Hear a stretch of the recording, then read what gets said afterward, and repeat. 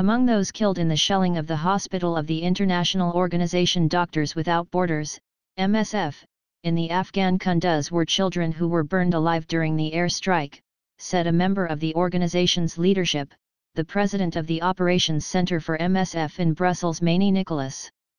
On Saturday morning I began bombing the hospital undertaken by air. It lasted more than an hour. There have been several approaches, several planes flew and shot in the hospital.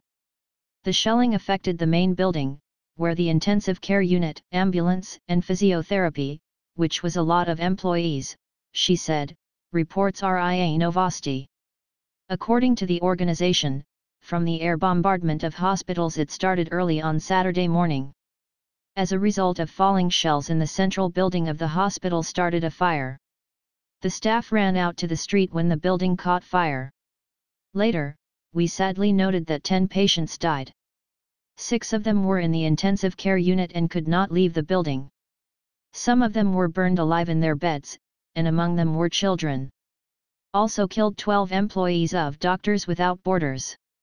A total of 22 dead and 37 wounded, she said. We do not know the whereabouts of the staff and whether they are alive. A few people left Kunduz, but we do not know where they are. Because the situation there, it's chaos, she said. Nicholas added that all international staff of the hospital and patients were evacuated. Local staff of MSF, as well as the seriously injured patients, were sent to Kabul. The remaining staff leave Kunduz own. According to her, the United States initiated the investigation does not seem to be sufficiently independent.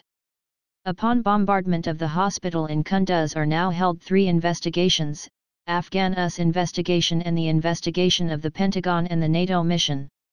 The commander of U.S. forces in Afghanistan, General John Campbell, on Tuesday admitted that the hospital international humanitarian organization Doctors Without Borders in the Afghan city of Kunduz was shot in the night from Friday to Saturday, the U.S. Armed Forces.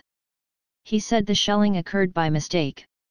On Monday, the commander of U.S. forces in Afghanistan, General John Campbell, speaking at the Pentagon, said the United States caused an airstrike on the hospital Médecins Sans Frontières in Kunduz at the request of the Afghan forces.